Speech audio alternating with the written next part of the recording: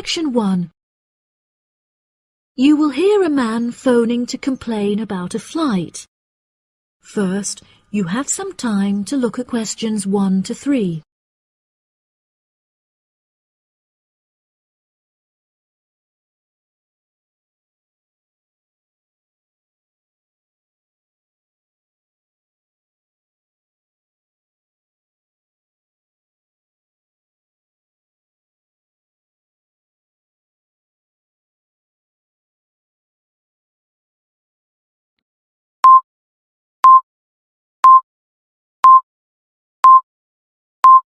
Listen carefully and answer questions 1 to 3. Hello, you have reached the complaints department. How can I help you? Yes, hello there. I am phoning to make a complaint regarding a flight that I took with you recently. Okay. There are some details I will need to take from you first. May I have your name, please? Jack Dawson. That's D-A-W-S-O-N. And your address? It's 33 Hillcrest Road. That's Hillcrest. 33 Hillcrest Road. Is that in Exeter? Yes. And what is the postcode of the residence? It's AL698GQ. Thank you. Do you have a telephone number? Yes, the number at my office is 754688. That's good. And may I just take a home phone number for you in case of emergencies? No problem. It's 798662. Are they both local numbers? Yes. Before you hear the rest of the conversation, you have some time to look at questions 4 to 10.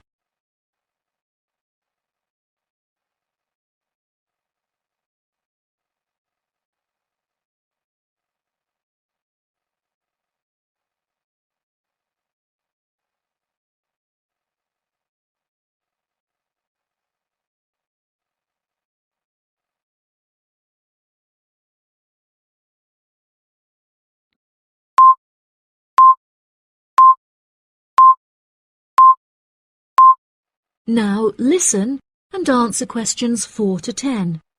Okay, great. Thank you for your patience. Now, what is the nature of your complaint? I'm phoning to complain about a flight I took recently. I always take certain measures to ensure that I will be comfortable.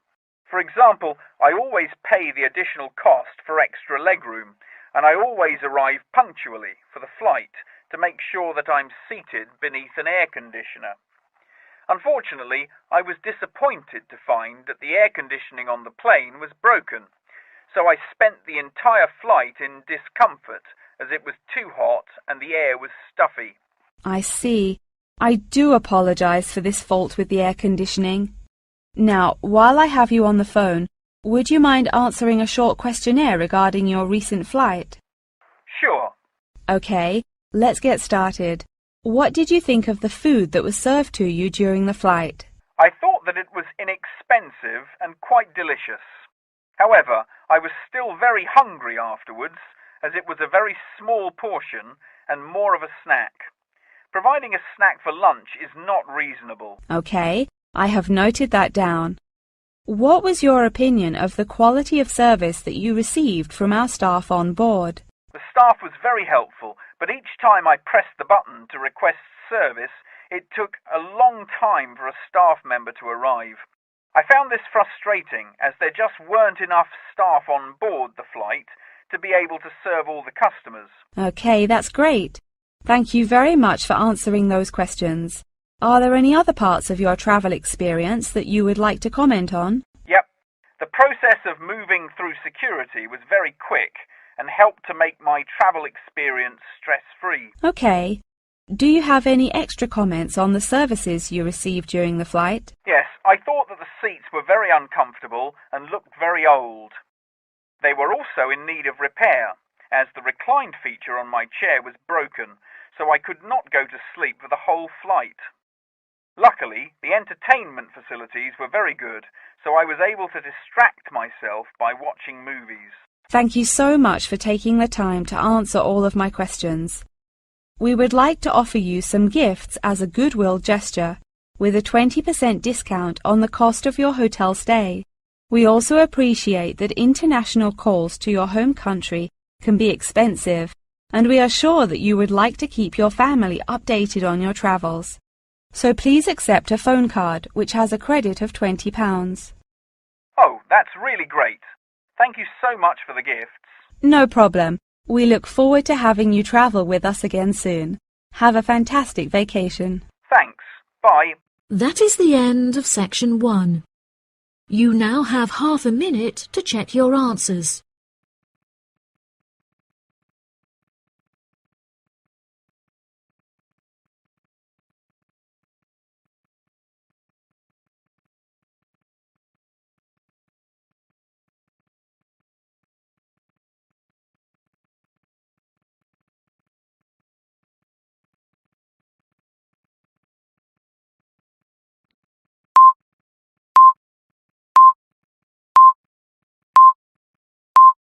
Now turn to section 2. Section 2. You will hear part of a talk given by a member of staff at a car rental company. First, you have some time to look at questions 11 to 16.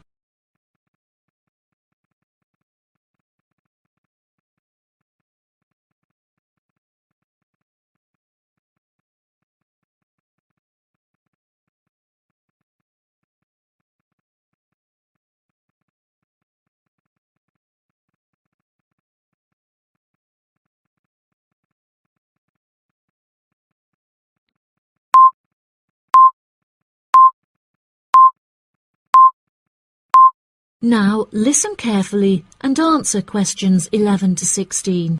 Good morning, listeners, and welcome back to Star Radio. Today on the show, we have a visitor from Yazoo Car Rental, who is going to give us an insight into his company and into the public transport system. Welcome, Jonathan. Thank you for having me. Yes, I would like to start by introducing my company, Yazoo Car Rental. We are the cheapest and most reliable rental company in the city and have won multiple awards for the quality of our services. This success did not come easily, however, and it proved important that we stay fresh and are always thinking of ways to attract new customers. Our first attempt to do this was to offer a free gift with every car rental, which we were confident the customers would be very interested in. The offer of a free Hoover with each rental, however, did not attract any new customers, so we quite quickly stopped offering it. In 2002, a new taxi company opened next door to us, and we started losing a lot of business to them. So we introduced an offer that we hoped might compete with their service. We offered a new package where you could rent a car with a driver for a small extra fee. By introducing this offer, we found that all of our customers preferred to drive the cars themselves. So again, this offer was unsuccessful in attracting more customers. Learning from these mistakes, we decided to offer a package service where the customer no longer had to come to our offices to pick up the rental car. Instead, we could drop off and pick up the car anywhere in the city to make the customer's experience a lot more stress-free. This offer was very popular and increased our profits by 30%. In order to attract a younger demographic, we updated the models of cars that we offered for rental. We began offering more trendy cars, such as minis and smart cars, that we thought might appeal to the younger crowd, and we also purchased them in more fun colours like reds and greens. This offer attracted some new customers of a younger age group, however, not as many as we hoped. Next, I decided to offer our services at a discounted price on our website, where it could be seen by thousands of people. I thought that this could be a great way to attract a number of new customers who would never have heard of us before, and it worked fantastically well. Following the success of the discount offer, we had so many customers that it became necessary to open a new branch of the company in the centre of the city. The cost of renting offices in the city centre was very high, so we hoped that our profits would justify this expensive decision. We made enough profit to keep our city centre offices open, but we had hoped for a greater increase in customer numbers. Before you hear the rest of the talk, you have some time to look at questions 17 to 20.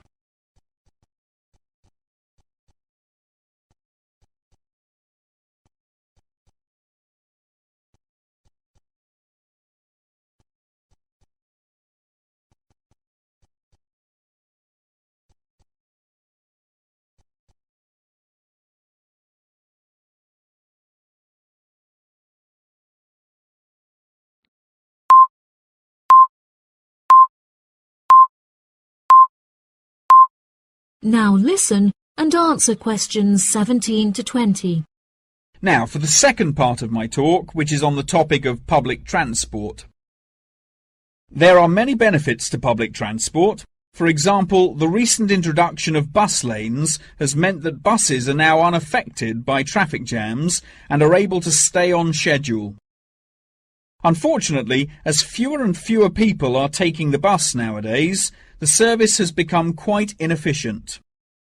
This reduction in passengers may be due to the stories in the newspaper about the dangers posed to pedestrian safety by the buses.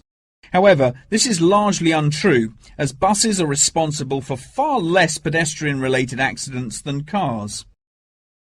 I use the bus service often, as car petrol is so expensive nowadays that the bus is far more affordable. However, if I am in a rush, I prefer to take a taxi, as they tend to get you to your destination very quickly, so you can remain punctual for your appointments. I also very much enjoy flying to my destinations, as the service is incredibly fast and the airports are always very easy to find. Personally, my favourite mode of transportation is the bus. Due to the lack of people using the service, I have found that the buses are never overcrowded, so there is always a seat available. They are also never dirty, as they get cleaned regularly. However, I have found that sometimes the bus can be over a half hour behind schedule, which can be very frustrating. There has been a lot of fluctuation in the price of bus tickets in the last couple of years. In the past, £1.80 for a ticket was enough to sustain the bus companies. However, as the price of fuel increased, so did the ticket prices. Now the ticket prices are declining as the bus companies try to encourage more people to use their service again. Well, that's all from me today. Thank you for listening. That is the end of section 2. You now have half a minute to check your answers.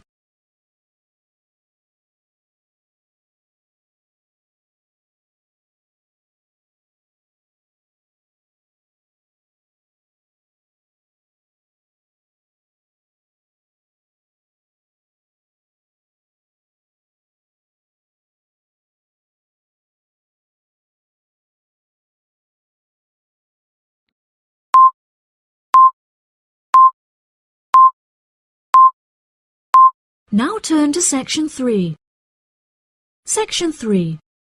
You will hear a conversation between a student and her professor discussing an assignment. First, you have some time to look at questions 21 to 25.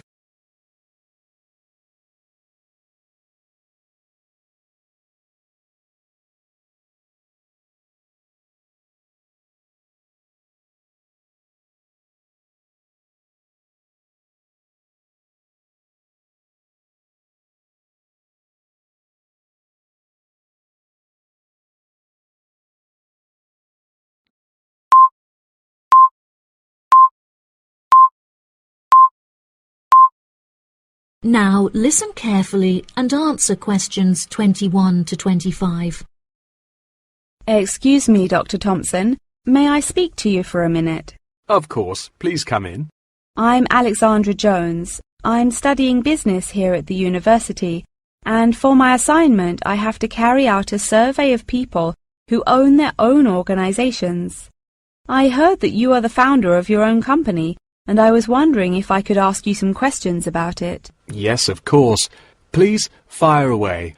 Okay, great. We'll get started. Did you encounter any problems whilst you were starting your company? Actually, it was not as hard as I anticipated. I started out with very clear objectives, so I knew exactly what I wanted my corporate identity to be.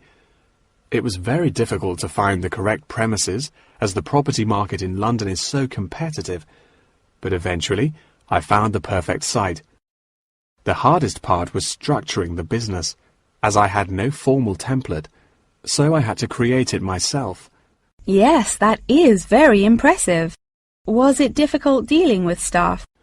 It's always tricky trying to satisfy a group of people with varying interests. However, I didn't encounter many problems. I found it very important to make the staff feel appreciated. So I hosted a staff day where we could all introduce ourselves and get to know each other as individuals. I was also able to talk to them about the type of work that they would be doing and gave them the opportunity to share with me the issues they had with the allocation of the work. Okay. Did you hire a management team or did you take on the role of the manager? Oh no, I already had enough tasks to take care of. I employed someone else to take on the role of the manager. However, he never consulted me before making decisions, so I was forced to let him go and hire someone else. And what did the other staff think of the new manager? They had a great deal of respect for him. It definitely helped that I consulted with them before hiring him. They were surprised that he has been so successful in his role at the company, despite the longer meeting hours. Since the company opened, has it had any great achievements? There are many aspects of the company that I am pleased with. However, there is one achievement of which I am particularly proud. I wanted a mural painted to brighten up our entrance area, so I decided it would be a great idea to invite the local primary school to create one for us. The youngsters had a great time, and I know they were thrilled to be included. Oh, that's lovely. Before you hear the rest of the conversation, you have some time to look at questions 26 to 30.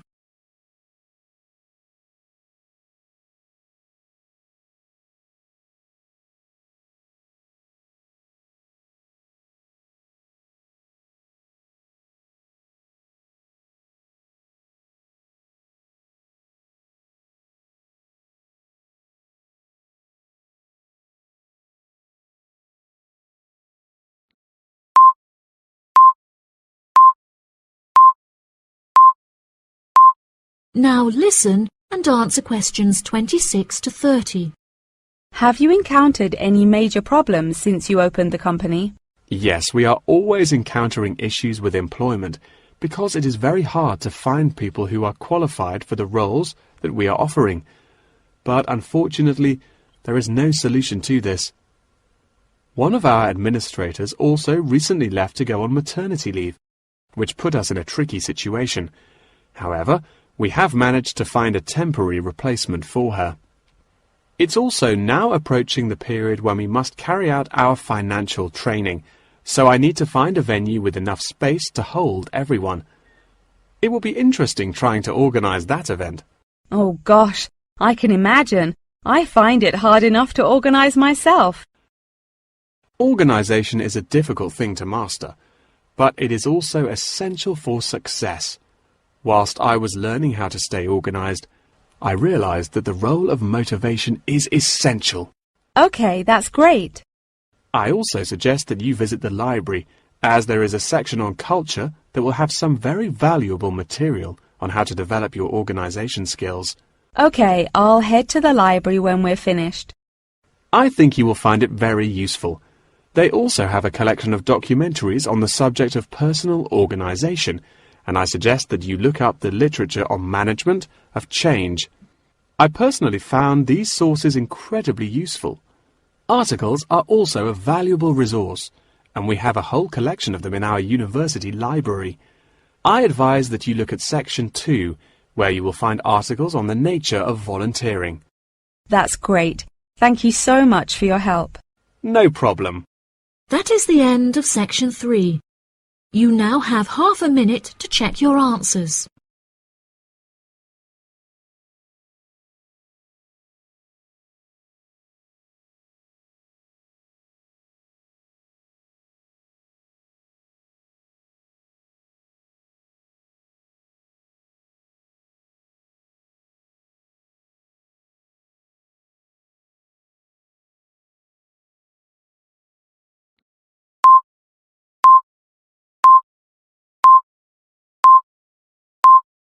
Now turn to Section 4.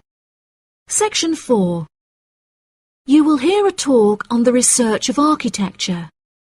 First, you have some time to look at questions 31 to 40.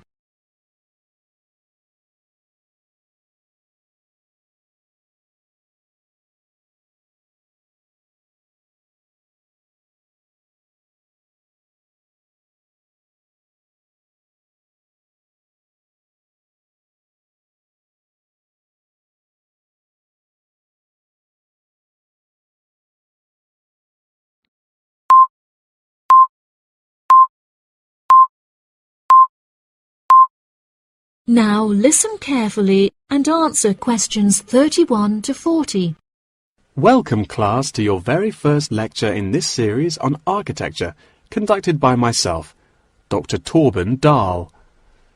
Today we will be looking into the relationship between climate and architecture, where I will be giving you a critical overview of the main climate influences that shape the design of buildings. Throughout this lecture series, we will be looking at the latest research into climatic design carried out by experts in the field, in addition to case studies and examples drawn from modernist practice, both in cities and rural areas. Now, acid rain is one of the climatic elements with the most devastating effects on our architecture. The chemicals in acid rain can cause paint to peel, corrosion of steel structures such as bridges, and erosion of stone statues. Since the 1970s, our government has been making great effort to reduce the release of these chemicals into the atmosphere, with positive results. Private organizations have also been raising awareness and funds, and recently received a huge donation from the bank. It is interesting to look at the studies that have been carried out into the effects of acid rain at varying altitudes. Research has shown that there are lower levels of acid in the damaging pollutants at higher altitudes, meaning that skyscrapers are much less vulnerable to the negative effects, as they are exposed to acid rain with far lower levels of damaging pollutants. Recently, the ALTA project was founded to carry out further research into acid rain.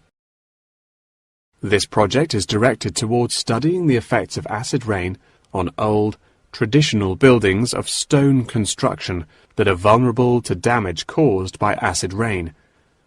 Masonry is particularly vulnerable, as it is easily corroded and weakened by the acidic chemicals. It is imperative that we protect these buildings, as they are valuable examples of our history and culture. Pollution is one of the main sources of concern in the present day. The construction industry contributes considerably as a source of pollution in its day-to-day processes of creating building materials such as concrete and glass. However, more new sustainable methods are being developed to counter this.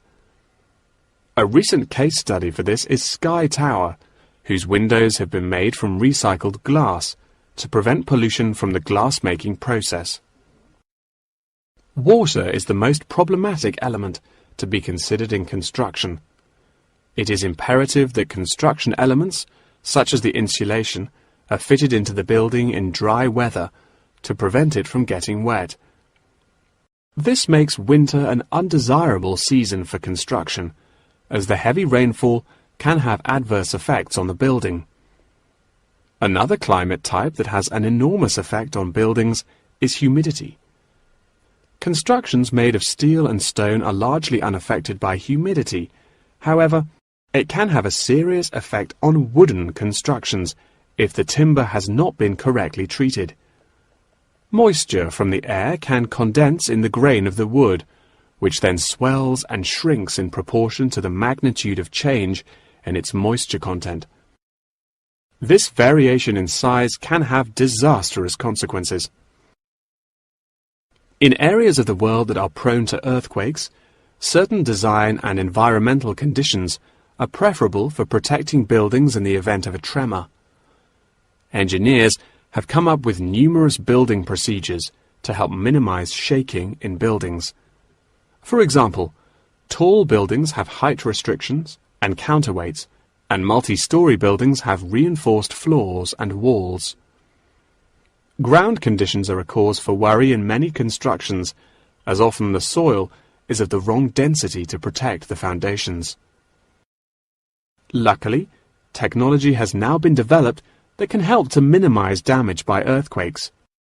Seismic sensors can give prior warning when an earthquake is about to happen, so that preparations can be made to protect both the people and the buildings from harm. The movement of building structures can now also be measured and monitored over time by architects. It has been expressed by architects within the design community that it will be valuable to be given special courses for designing buildings within earthquake zones. Guidelines are also expected to be produced by the government in the near future that will give architects a universal checklist to follow. That wraps up the lecture for today. Please remember that attendance is mandatory. That is the end of section 4. You now have half a minute to check your answers.